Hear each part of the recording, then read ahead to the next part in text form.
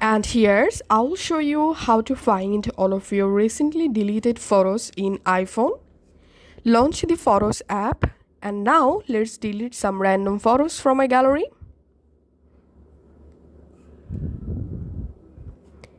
And now, to see all of your recently deleted photos, go to your Photos app, scroll down,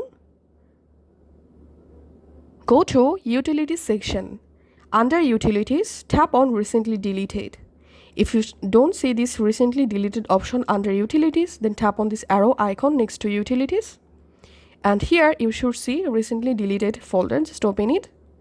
And here you will find all of your recently deleted photos and videos. Now within 30 days, you will be able to recover any deleted photos and videos from here. So pin the photo that you want to recover, tap on Recover, and the photo and the video will be recovered. So this is how we can do it. Thanks for watching.